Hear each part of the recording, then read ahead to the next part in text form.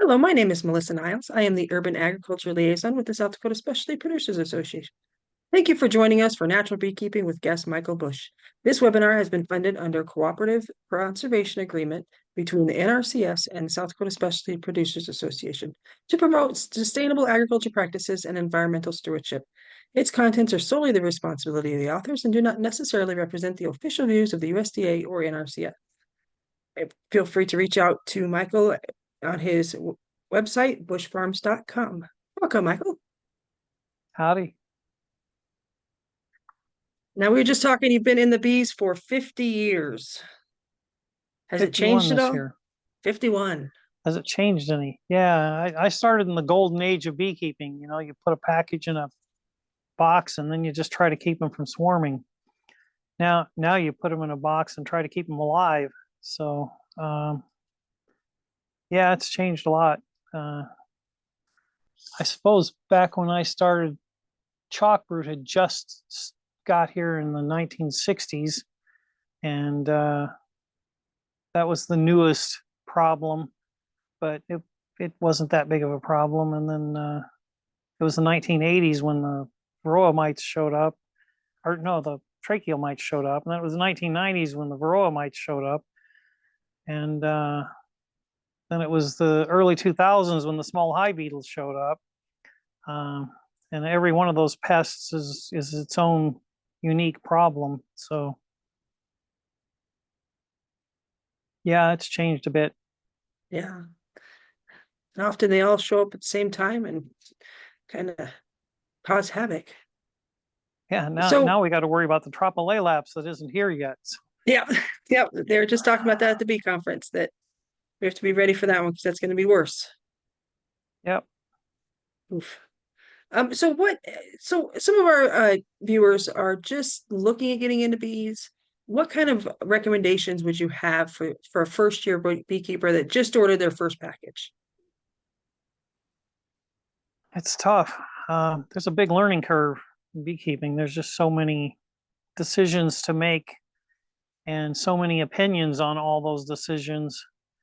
Um, one of the things I'd recommend probably is don't try to listen to everybody because you'll get so confused you won't know what to do. Probably better to pick somebody whose philosophy agrees with yours and go from there. I think figuring out what your philosophy is a good start, because if you start trying to keep bees in a way contrary to your own model of the world, then you've got cognitive dissonance going on along with all your other problems. And you're probably better off to figure out what's your philosophy and be consistent with that. If you're the kind of person who runs to the doctor every time you get a sniffle and you believe chemicals are the solution to everything, well, then you probably ought to go that route, because you're never really going to trust a natural beekeeping route if that's not the way you view the world. But if that's how you view the world, if you're an organic beekeeper and then you try to use all these chemicals, it's just going to go so, I mean, if you're an organic gardener or whatever, then it's just going to go so contrary to how you view the world that it's not going to work very well for you, because again, it just doesn't even line up with your own beliefs. Um, and and I wrote a whole page on my website on belief in beekeeping, because it irritates me when people act like belief is not a real thing when it comes to success or failure, but it's a big thing when it comes to success or failure.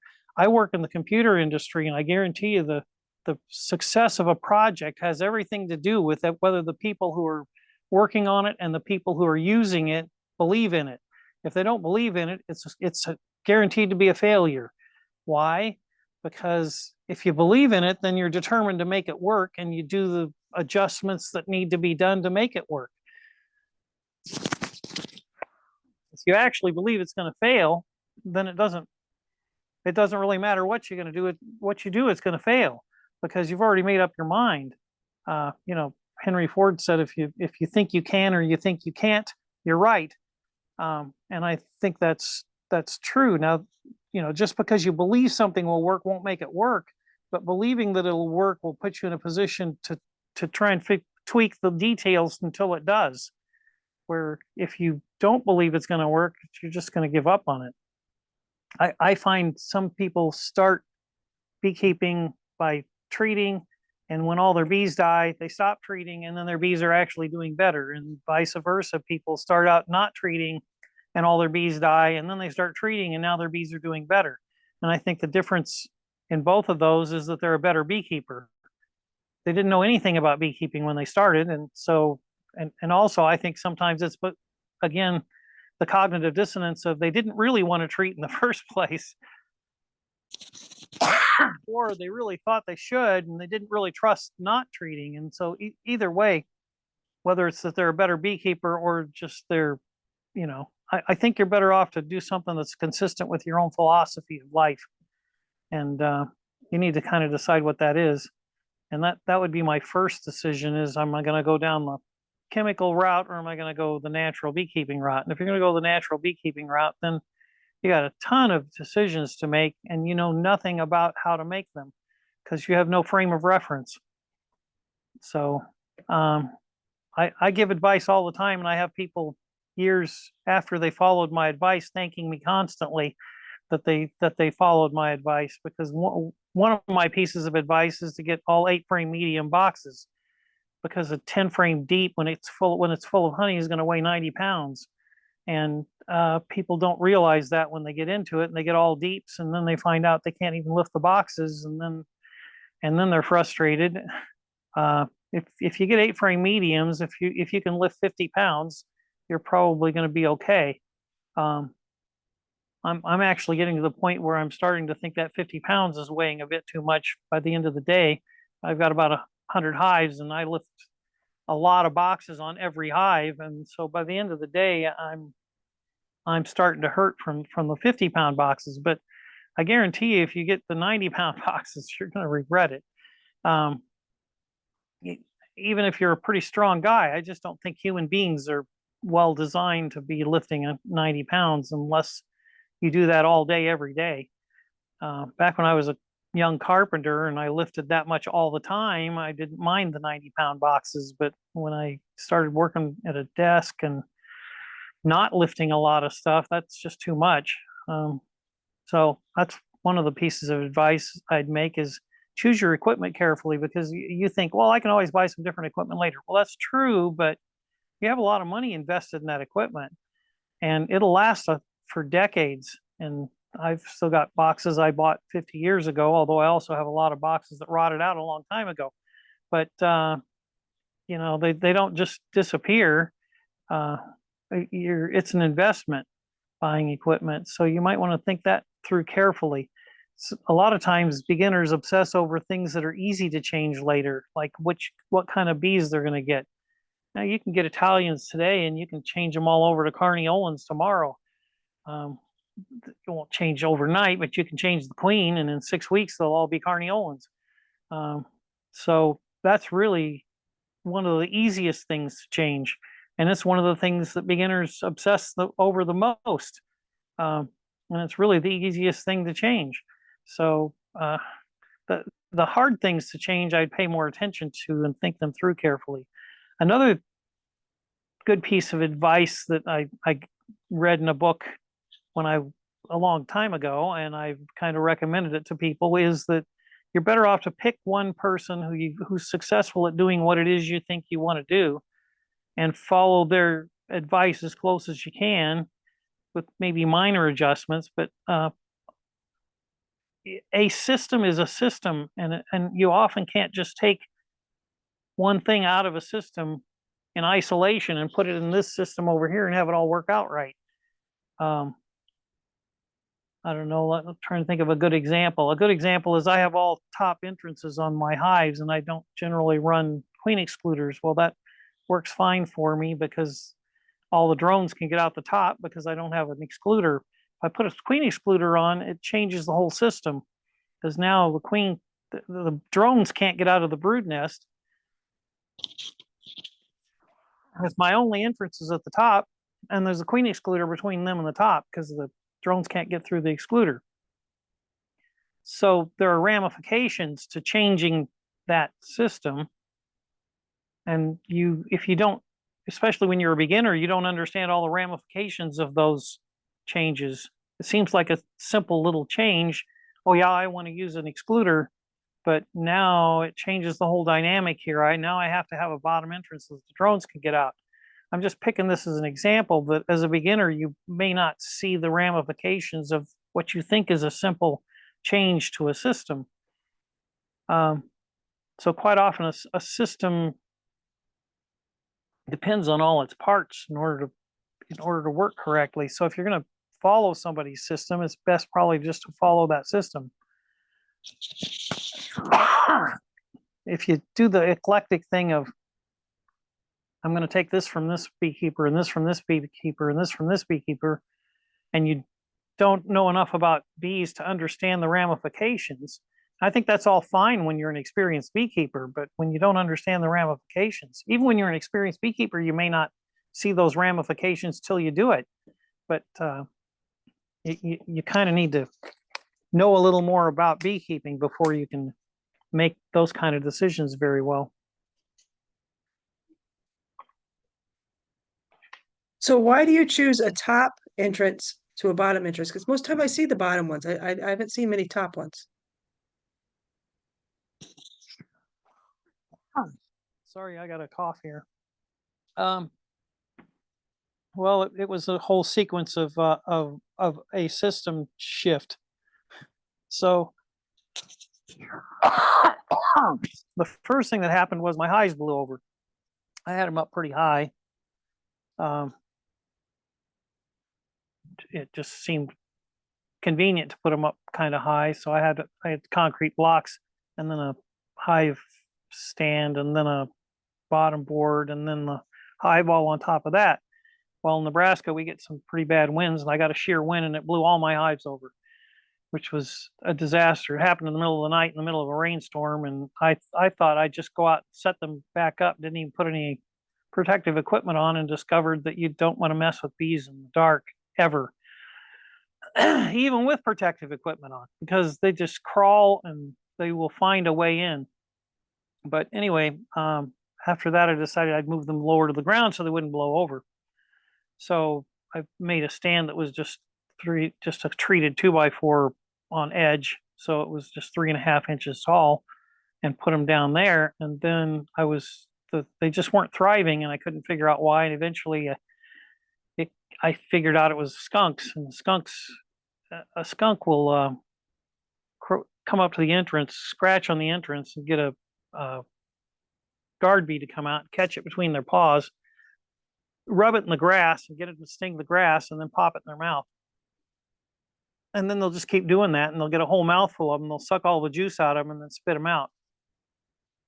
So you see these little piles of soggy bees.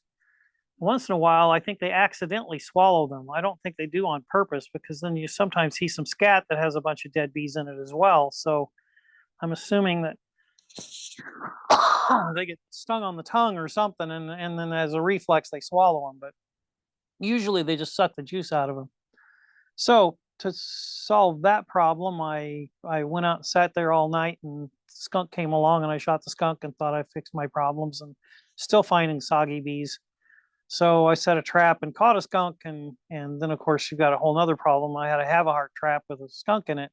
But anyway, I shot that skunk, and then there were still soggy bees. And so I figured out, well, there's a whole family of skunks, and if I ever want to sleep again, I'm probably going to have to do something different. So I moved the entrance to the top to try and solve the problem that I still wanted to be low to the ground so I don't blow over. Plus, I wanted to be low to the ground because I got a bumper crop that year, and I was putting supers on with a ladder, which is so much easier putting them on than getting them off. But that's kind of a whole nother logistical nightmare. Trying to get a 60-pound super off the top of a hive on a step ladder, but because you can't put it in front of you because the step ladder is in the way, and if you turn around and put it in front of you the other way, then you'll fall off the step ladder because you're too front heavy. But anyway, so I went to the top entrances. It solved my skunk problem, but it solved all kinds of other problems I did not anticipate. One of them is in the winter I'll get snow, and then the next day it'll be a nice sunny day, and the bees could get a cleansing flight if they could get out the entrance, but the entrance now is blocked with snow, and I got to go out and shovel all the snow. once I had top entrances, it wasn't a problem because they never got clogged with snow. Also, they never got clogged with dead bees. Also, I didn't have any more problems with mice getting in them in the winter, which I had problems with the bottom entrances. You got to put mice guards on them, or the mice will get in over the winter. And in the top entrances, they just never did. I'm sure the mice could climb up there, but then they got to get past the cluster of bees to get to the bottom where they really want to be, and it just doesn't work out for them. So it solved the mice problems, it solved the skunk problems, it solved the snow in front of the entrance problems and the dead bees clogging the entrance problems. But the big thing I hadn't anticipated was bees have one problem all year round, and that's getting rid of moisture. If it's winter, then they're burning honey, and every molecule of honey they burn, they produce 2 molecules of water and 2 molecules of carbon dioxide. And they need to get rid of the moisture because now this moisture is in the air, and moist air rises. I know people don't think it does. They think it's heavier, but it's not. It's the reason the clouds are up there and not down here. Now, granted, the fog sometimes is down here, but what does a fog do eventually? It lifts. It goes up. That's where it goes. That's where moisture, that's where water vapor goes. It goes up. So bees are trying to get rid of water vapor all winter, otherwise it condenses and drips on them, and then they end up wet. And then in the summer, they're trying to get rid of moisture because they're trying to dry the nectar to make it into honey. And they're also trying to get rid of moisture because that's how they cool the hive. So when it's hot, they bring water in, they evaporate the water, but now they can't evaporate more water until they get rid of the water vapor so that they can evaporate more water to cool the hive. So they're always trying to get rid of water vapor, and water vapor goes up. So if you put an entrance at the top, then you let the water vapor out.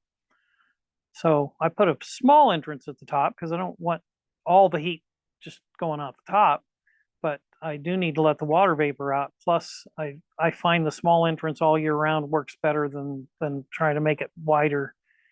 I just leave mine reduced. It's about 2 inches wide and 3/8 inches tall, and that's my entrance all year round. I have a lot less problems with robbing and a lot less problems all together.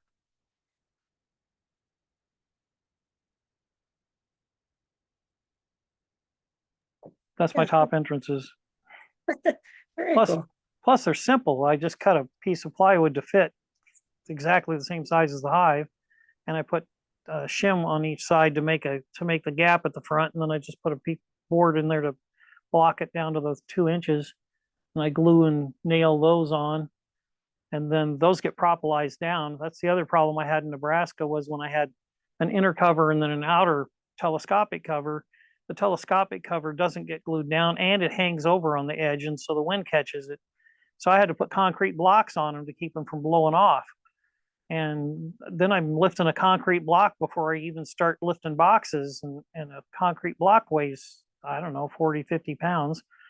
And then I got to start lifting boxes. So once I went to the flat cover with no inner cover, then they just glue it down, and I only need one little brick to kind of hold it down, and to mark it. I use the bricks to keep track of which hives I've gone through and things like that. But I got rid of the concrete blocks, and the lids don't blow off. And because they fit the size of the hive, I can put them all up against each other in the winter. Where with a telescopic cover, I have to leave a gap because the telescopic cover hangs over. You can't put them all up against each other. So they're cheaper. They don't blow off. I don't have to put concrete blocks on them, and it solves all those other problems. Now, yeah, I was reading your book, Beekeeping Naturally. So how would, say, beekeeping naturally be different than what people perceive as beekeeping?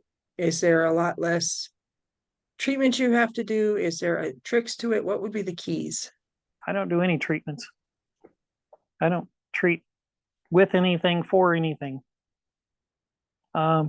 What I do is natural comb size and or small cell, depending on whether you really want to use foundation or not.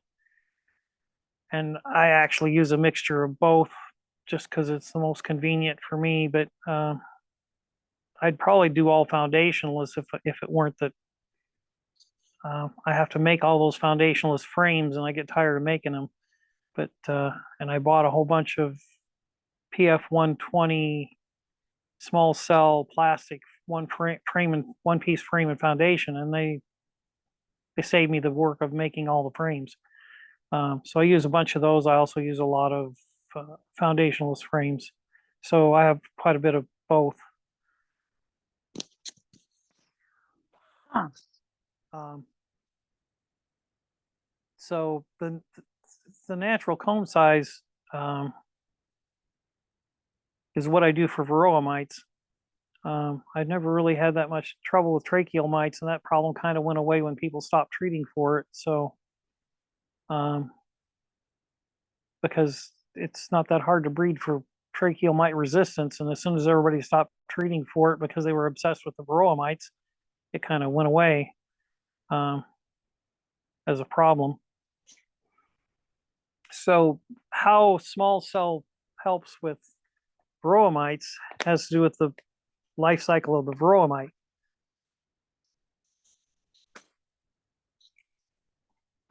So one of the things you got to learn if you're going to keep bees is all about varroa mites. The life cycle of a varroa mite is intrinsically tied to the life cycle of a honeybee. Maybe the first statement I should make is a varroa mite is an obligate parasite of the honeybee, meaning it cannot live anywhere else other than in a honeybee colony. It can climb onto a bumblebee. I think I've seen pictures of bumblebees with varroa mite on them, but they really can't live in a bumblebee nest. They require honeybees.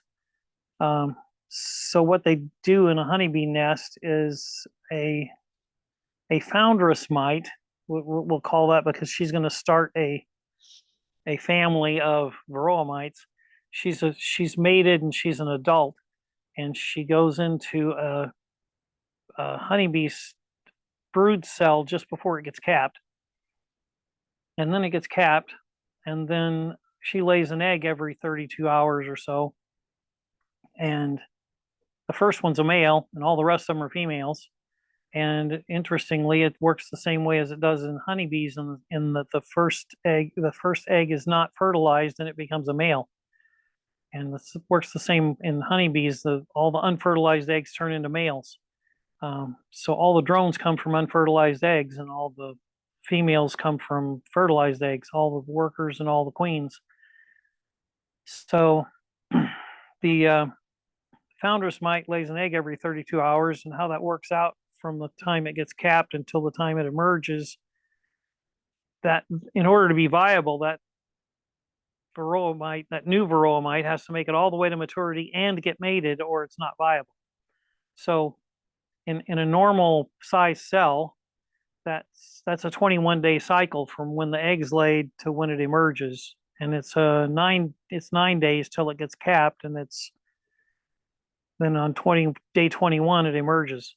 So on small cell, it gets capped on day 8 and it emerges on day 19. And now the difference is on a 21-day cycle, that varroa mite has a reproductive rate of 1.5 plus or minus 0.5 averaged out, which averages out to 1.5, but that means it's either 1 or it's 2, but it's almost always 1 and often 2. So on a 19-day cycle, that works out to 0.5 plus or minus 0.5, which means somewhere between none and 1, which is a third of the reproductive rate. It's 0.5 instead of 1.5. So that's the first thing that small cell helps with. The second thing is that there's a high probability that the male will get trapped outside the cocoon on a small cell, and if it gets trapped outside the cocoon, then there's no male to mate with any of these, and so then the reproductive rate is 0, which is even better. But and then the other thing that all of us small cell beekeepers noticed as soon as we started keeping bees on small cell was we saw all sorts of behaviors that we hadn't seen before. They were biting mites, they were grooming mites, they were uncapping purple-eyed pupa. They were doing all sorts of things that we wrote about in the bee forums. And shortly after that, the scientists started doing all sorts of research on breeding bees that would do the things that we were seeing them do without breeding them at all. We just put them on natural comb and they did those things. And then they were trying to breed them to do those things, which we didn't find necessary. They were already doing those things as soon as we went to small cell. Maybe I should describe how we got to large cell. So back in the late 1800s, a guy named Badeau wanted to make bigger bees, and so he stretched the foundation bigger and bigger and bigger to get bigger and bigger bees. And he eventually convinced the beekeeping world that bigger bees were going to be more productive and that it was worth doing this. And so all the bee supply places made their foundation larger to make larger bees. So the bees that you get off of the normal foundation that you buy from a bee supply place are half again the size of bees that are natural comb. So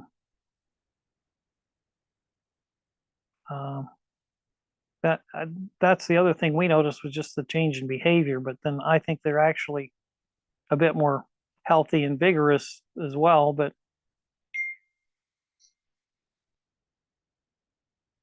does that answer?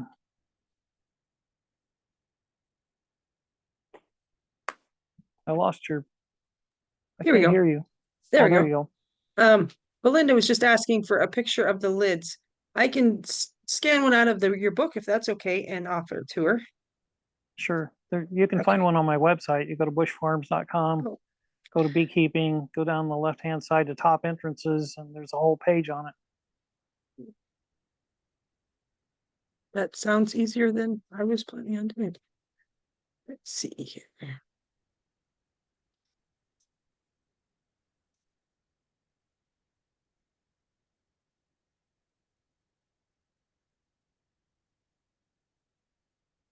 And then I also, oh, let me double check. When I was reading your book, you also don't smoke very often. I know people like to spray a lot of sugar and smoke a lot, but you don't believe in those things. Oh, I smoke. I definitely smoke. I wouldn't go out to the bee yard without lighting a smoker, but I don't believe in smoking them heavily. No, a little bit of smoke in the air makes a big difference, and just a puff in the door makes a big difference. I often hear people saying that when they smoke them, they get angry. Well, that's probably one of two reasons. Either you're smoking them too heavy, or you're blowing you're blowing flames in there and you don't see them. Um, if you're pumping a smoker a lot, you're shooting flames. Um, once you get it going well, it's great to pump it like that to get it going. Now stop and don't do anything for a second and let it start smoldering, and then just gently puff it, and now you're getting cool smoke. But if you're pumping it hard while you're pumping stuff in there, it's a flamethrower. I had somebody trying to help me out by smoking my veil because we had some rather persistent bees that were in my face, and they burned a hole in my veil. Because they were pumping it like crazy, and it's just a flamethrower. I find often with newbies when they're watching me, they're stunned at how little I smoke, but I always light a smoker. The bees will be way better mood if you light a smoker. I don't believe most of the theories on smoking. The theory is that it makes them fill up on honey, but I raise queens and I open lots and lots of mating nukes without smoke, because if you smoke, it's more likely to spook the queen and she'll go running off someplace. Or a little smoke in the entrance on a full-size hive isn't going to make that happen, but a little smoke in a little tiny 2-frame mating nuke, she's liable to just panic and run, and then who knows where she's hiding in that mating nuke. So I usually don't use smoke when I'm looking through a mating nuke, just because I don't want to spook the I don't want to spook the queen. So I'm often just using one little puff. Now see, that doesn't have the reducer on it there, but that's basically the lid from the front.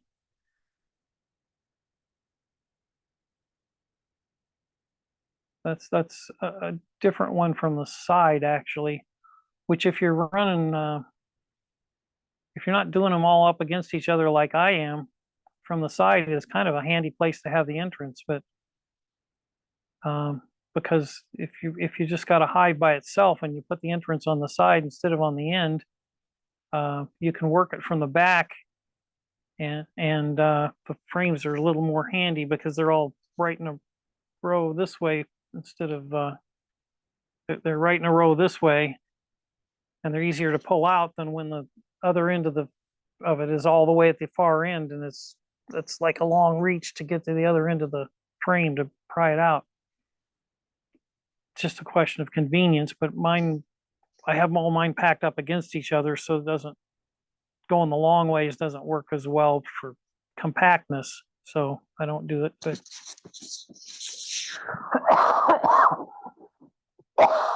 that's what that picture was.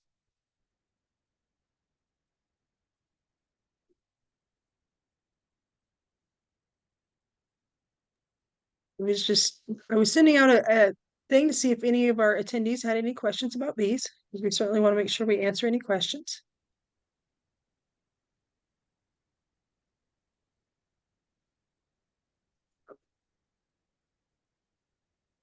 Let's see, we were discussing about it looks like we're going to have a bad winter kill in commercial bees and different factors that could be involved, including the variety, the mites, the foul brood, even different, here in Western South Dakota, we had a terrible drought this year and it was really extremely hot. So all those factor into a loss of bees. And you were talking about how you see the cycles and how bees go up and down. Yeah, and I don't know how much that is just natural cycles in general, or how much of it is just the timing of things all headed in the same direction. So a drought is hard on bees. I mean, they can take a little bit. It's no big deal because they've stocked up some pollen, they've stocked up some honey, but then when they start running out of that stocked up honey, and then they're going to starve. And if they run out of that stocked up pollen, then they can't really raise any young brood. And if there's a total drought, they can't get any pollen, especially if that runs all the way into fall. Then they don't get that last batch of young bees going into winter. That's essential in northern climates like mine and yours, is that you get that last batch of young bees, because that last batch of young bees have more fat bodies and they can live 6 months, and the ones from that summer, they can only live 6 weeks because they don't have enough fat bodies. Because the bees, this isn't happening accidentally.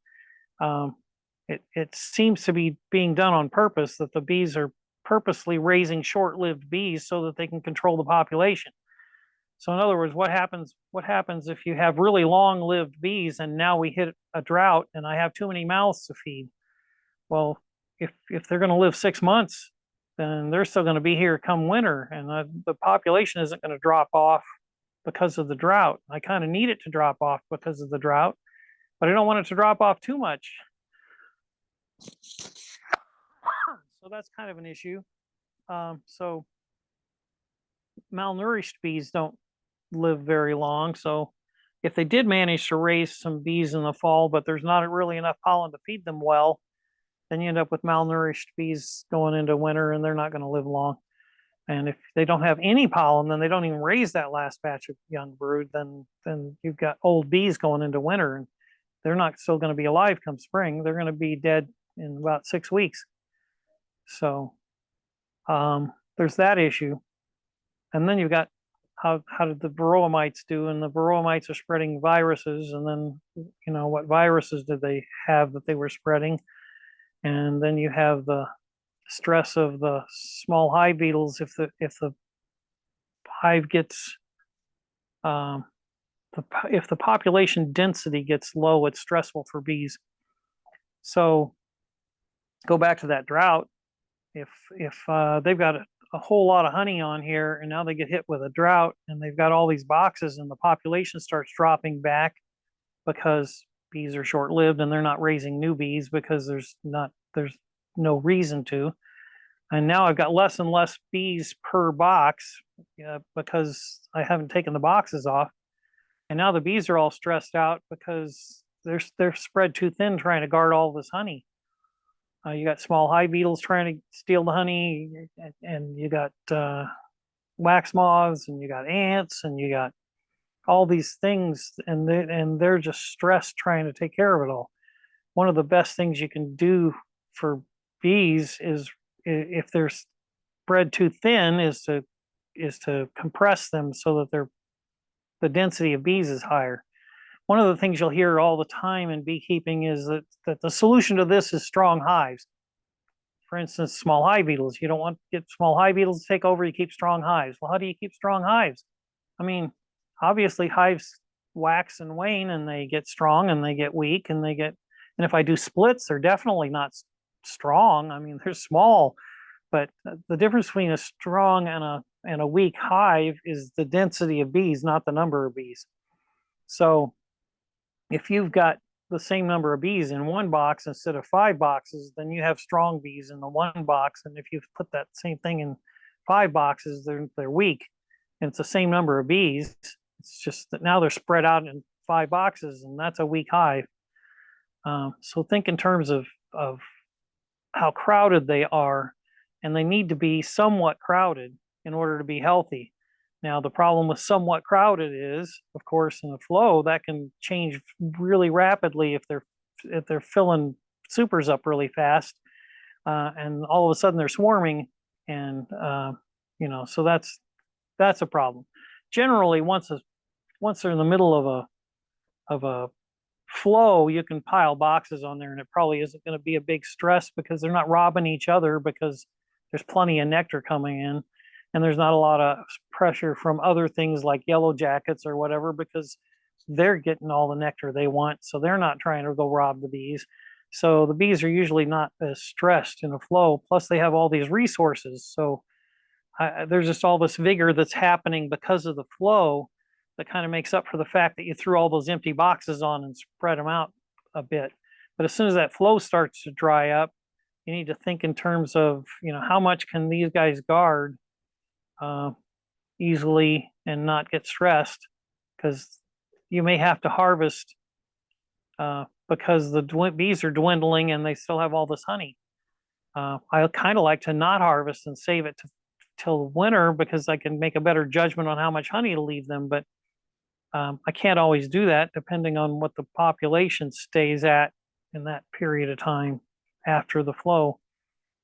If it kind of goes from a big flow to a smaller flow, then the population tends to stay up. But if it goes to a drought, then it tends to drop off. And I assume it's the same in South Dakota as it is in Nebraska, which is you never know what it's going to do. It's every year's different, and so sometimes it's a drought, sometimes it's not. Sometimes it's a drought and then a big fall flow, and sometimes it's a drought and then no fall flow.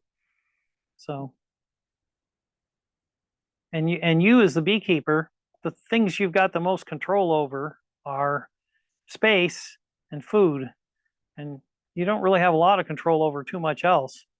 But you have control over those things. So maintaining the right amount of space for the amount of bees and the time of year, because the right amount of space in a buildup is different than the right amount of space in a drought, and the right amount of space in a flow. Those are all different things. So, and part of what you got to learn as a beekeeper is what's the right amount of space. Because if you get them too crowded, they're going to swarm. If you spread them too thin, they're going to fail. And you want to find that happy medium where they thrive. Plus, you get some control over food as far as what you leave them.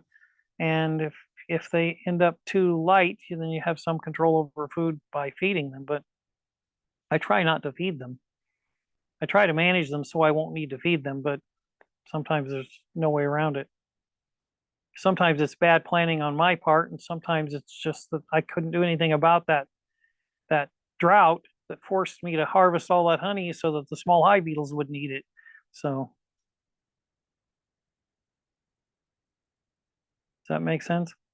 Yeah, I just never thought about the fact that sometimes you pull the honey just to make the hive healthier, because you always think of, oh, it's the bees' honey that we're stealing from them, but it actually helps them reduce their workload. I The mean, in the right instance, the, when the you're worst trying to. thing the worst thing that can happen to a colony is an embarrassment of riches, which is an old term from the French Revolution, but it's true. If they have way too much resources for the amount of bees they have to take care of it, they'll get robbed, and it'll be their demise. It's the worst thing. The worst thing that can happen to a colony is to have too much riches. Now, the best thing that can happen is to have just the right amount. that's the best thing that can happen to them.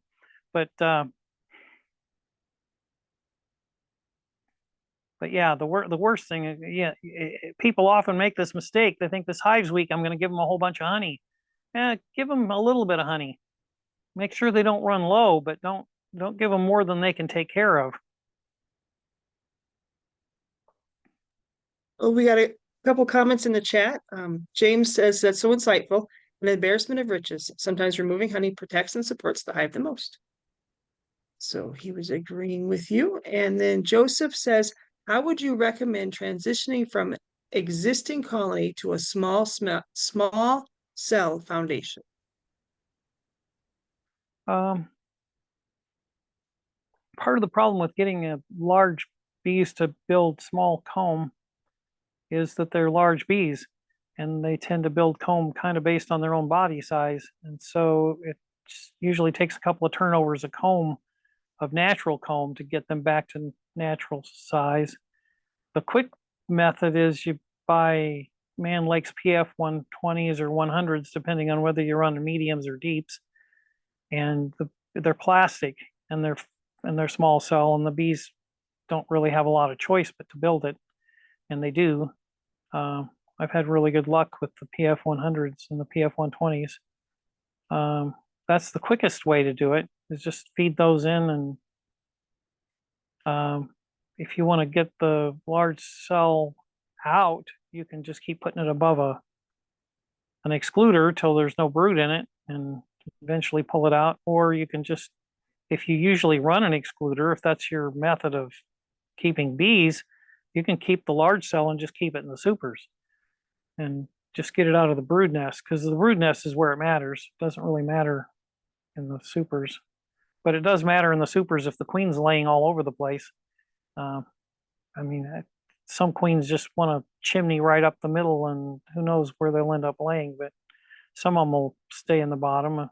They tend to stay, the brood nest tends to stay somewhat together, because the bees don't really want like brood scattered all over. But anyway, that's one method. You could do the drastic method where you shake them off all the comb and put them all on small cell. I think that's extreme. I don't want to stress them out that much, but it has been done and it worked. James was saying perhaps his question was too elementary for those of us just getting started. What resources do you wish you had when you got started in beekeeping? Well, when I got started in beekeeping, it was a whole different era. So I'm not sure. One of the things I learned at this point in my beekeeping is that a typical starter kit that has not one item in it that I would buy. I know that's sad, but it's true. You might be able to find one that has something that I would buy in it, but for the most part, yeah, they come with a whole bunch of things I would never buy. They usually come with 10 frame boxes, and I would only buy 8 frame, and they usually come with deeps, and I'd only buy mediums, and they usually come with a hive tool that I find awkward and not very usable. And I always buy Italian hive tools, and now I've started reworking them a bit. So I customize them a bit so that I like them even better. They come with usually a veil and gloves, and that come up to here that are hard to get on and off. And I never use those kind of gloves. I just get a pair of doeskin or buckskin gloves and tuck them into the sleeves of my jacket. And I'd get a jacket with a zip-on veil. I'd prefer a ventilated jacket because it's way, way cooler. Yeah, I wish when I was starting I had a ventilated jacket. That would have been a lifesaver. When I started, all I had was a veil, and I didn't know what I was doing, and I was too poor to buy bees, so I was doing cutouts and had no idea what I was doing and just getting stung like crazy.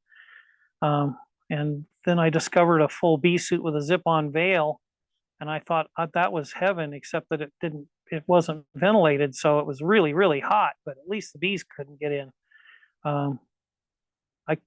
We were into D&D at the time, so I called it a bee suit of invulnerability. Had a plus 30 armor class against bees, but anyway, that would have been nice.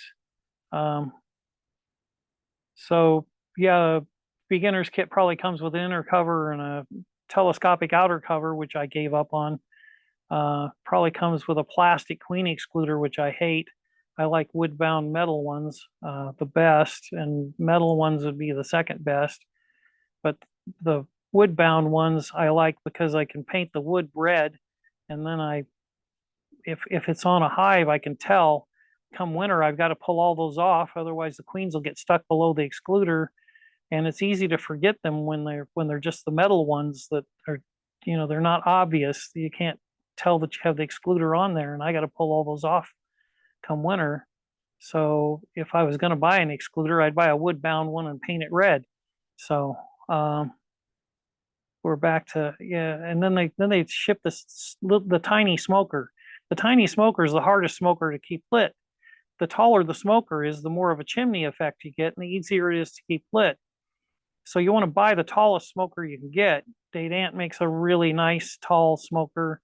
I haven't been too impressed with Man Lakes in recent years. They have these, they may have improved. I haven't bought one lately, but the last time I bought one, they had these plastic bellows on them that they ended up cracking like the first year, and I threw them away and I threw the bellows away and put a Date Ant bellows on it that I bought from Date Ant. But I'd buy the tall, big smoker. It's way easier to keep lit. The last thing a person who doesn't know how to keep a bee smoker lit needs is a small smoker. It's not doing you any favors. Yeah,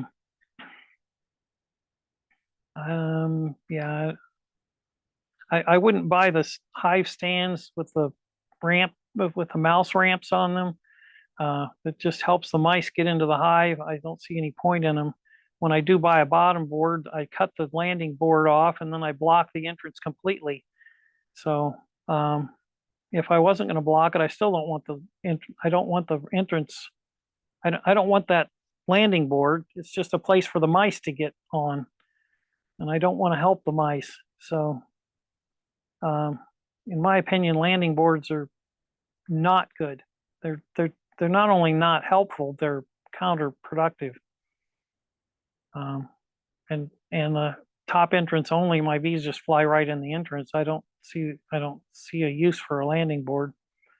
If there's too much traffic, they'll land on the front and then crawl in. But usually that's not even a problem because they quickly establish. I've only got an entrance this wide. They quickly establish a traffic pattern of bees going in one side and coming out the other side, and they're just going like crazy, and nobody's really getting in anybody's way. So yeah. Yeah, And it's then probably easy. I would say that smaller hole is probably easier for your guard bees. yes, much easier for them to protect it. And then the starter kit's going to come with large cell foundation, which I don't want. And What else is it going to come? Well, and then if you go buy a package, it's going to come with large cell bees, which it's all right. I'll let them build their own comb, and hopefully I'll get them smaller pretty quickly. You can buy small cell bees. I'm scared to tell you all my sources because then you'll buy them out, and then oh, then when I want some, I won't be able to get any. But I don't buy that many packages from them. But Wolf Creek sells small cell bees in Tennessee. Wolf Creek apiaries, and you can buy them mail order. They're kind of expensive, but anyway, they're small cell, and they'll tend to build smaller cells. So if you put them on foundationless, they should build pretty small cells. If you put them on PF 120s, they'll for sure build small cells.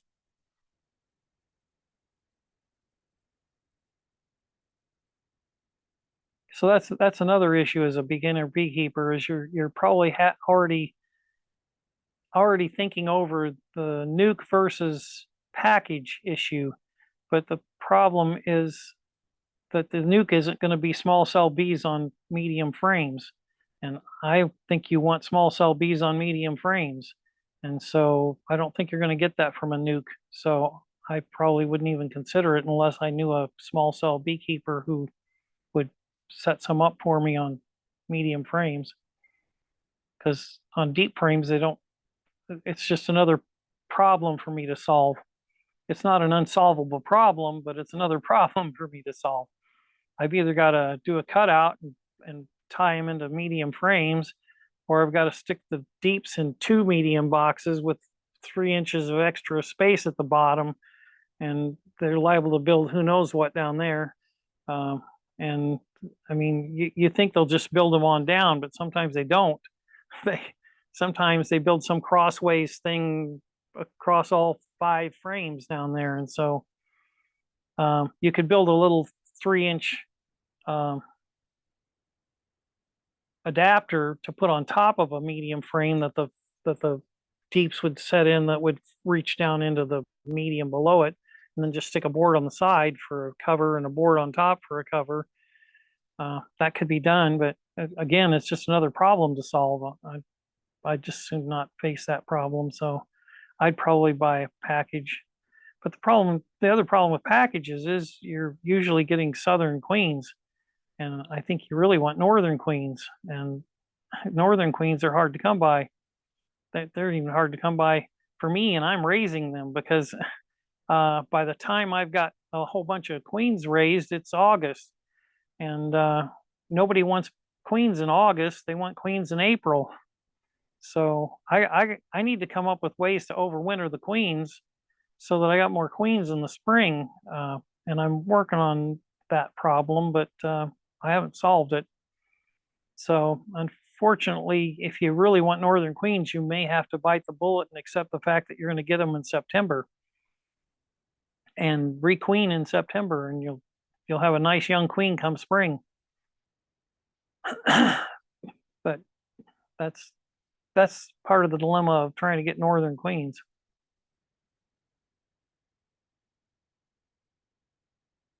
So Joe's got a question, huh?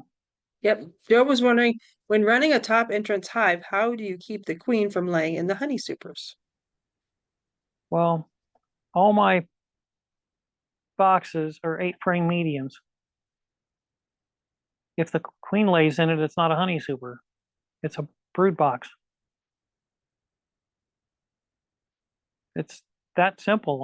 I realize that sounds oversimplified, but it's the truth. If the queen lays in it, it's a brood box. If the queen doesn't lay in it, it's a super. It's really that simple. Now, will I harvest anything out of that brood box that she laid in? I might. If I'm, if I'm really searching for capped honey to harvest. But yeah. See, if you're running different size boxes for supers, then that's when it becomes a problem. And I don't. All my boxes are the same size. And what's more, an 8-frame medium is identical in size to a 5-frame deep. So it works great for your nukes. If you want to set up a nuke, you want to do a little split, 8-frame mediums are great. The other thing is it gives you a lot of control over space. We talked about how space management is one of your jobs as a beekeeper. Well, I can add space at half the increase that you do with a 10 frame deep. I can add half that much at a time. You have to add a whole 10 frame deep. I can add half of that, which is an 8 frame medium. And so I've got much more control over the space than you do with a bigger box. Not to mention I don't have to lift 90 pounds, but I also have much more space control, and they're all the same size, so I don't have to, I don't have to sort one thing from another thing. Of course, then if you're using chemicals, it changes the game a little bit, because now you have to believe in the magical queen excluder that keeps all the chemicals out of the supers, and then you have to keep track of everything below the excluder is contaminated and everything above it in theory is not, but I guarantee you it is. I've seen the research from the guy who did the research for Marianne Fraser on the contamination in the wax in the hive, and he says it all evens out in a very short amount of time, and the excluder does not keep it all below the excluder. It just the vapor pressure of the chemicals is such that it migrates up into the supers.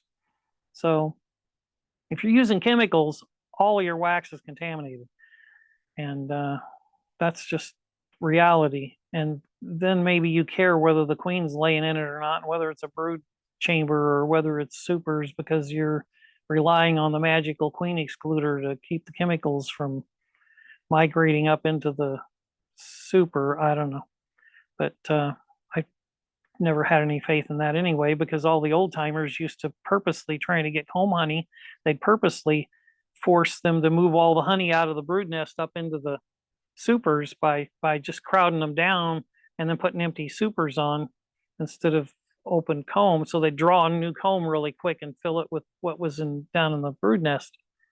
And so we know they move honey from the brood nest all the time. And sometimes we trick them into doing more of it, but they do it all the time. So it doesn't make sense to me to think that you can put chemicals in the hive while the supers are off, and now you can put the supers on, and that those chemicals aren't going to migrate up into the supers. But anyway.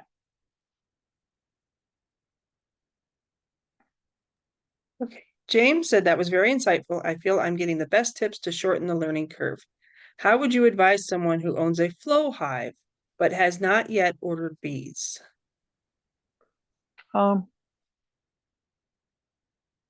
It's just another way to harvest honey, but I think the biggest misconception that a new beekeeper seems to have with not only a flow hive super, but any super, is that you think you can just throw it on there and the bees will fill it full of honey. And it's not that simple. There has to be a flow or they're not going to fill it. So what I see all the time on the flow hive forums is new beekeepers that they buy a flow hive, they put the bees in the box, they put the flow hive super on, and then they don't understand why the bees aren't filling it. Well, first of all, bees are not intrinsically attracted to any kind of plastic foundation, and this is fully drawn plastic comb. So once they use it, they treat it pretty much just like any other comb. But the first time trying to get them to use any plastic, whether it's fully drawn like honey supercell or flow hives, or whether it's just one piece frames and foundation, or whether it's just plastic foundation, all of those, the bees hesitate to use it just because they are not intrinsically attracted to plastic. In fact, they're not really even intrinsically attracted to foundation itself, even wax foundation, but they're more attracted to wax foundation than they are to plastic. So there's going to be a hesitation. So what's going to happen is they're going to your package is going to fill up your deep, and then you're going to add the super, and they're going to hesitate for a little while to start using it until they've kind of backfilled the brood nest, and you got to keep an eye on that. And they're going to get kind of crowded before they finally decide to start using the flow hive frames. But it's actually the same with a super. And the other thing is, if you're going to use an excluder, whether you're using flow hives or just whatever, and you're a new beekeeper, you probably have no drawn comb. If you stick a queen excluder on there and then an empty super with no drawn comb, the bees will just ignore it and they will backfill the brood nest and they'll swarm every time.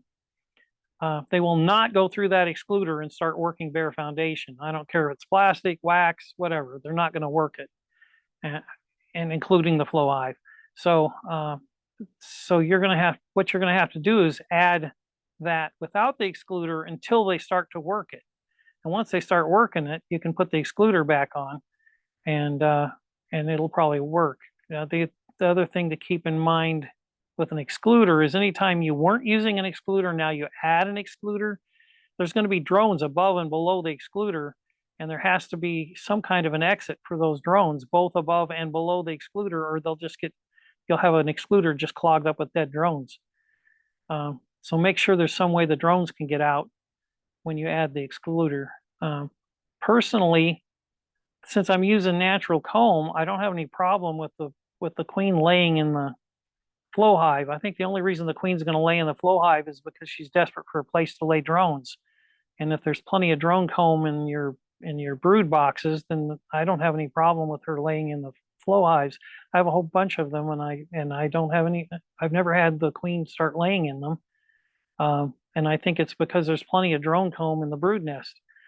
I probably got at least 20% drone comb in all my brood nests, so the queen really doesn't have any reason to go up there. They're not really the right size. They're too deep and they're not big. They're not quite big enough around. So the queen really doesn't want to lay in them, except that she's desperate to lay drones. And if you don't let her have any drones anywhere else, she'll lay drones up there just because she's desperate for a place to lay them. So if you let them have plenty of drone comb in the brood nest, I don't think you'll have any problems with them laying in the honey supercell. So I would not use the excluder, and I would make sure there's plenty of drone in the brood nest. That's what I'd do. But does that make sense? And that's really no different advice than I'd give you whether you're using the flow hive or you're using just a super with just foundation. You got all the same problems. The bees aren't going to draw it until there's a flow, and they're not going to cross an excluder to draw it no matter what, until they've already started working it.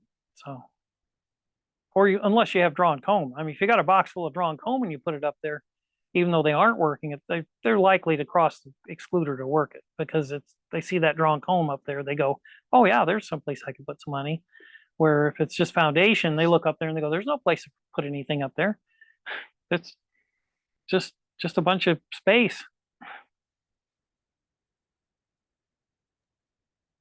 Well, thank you, Michael. I think we are out of time.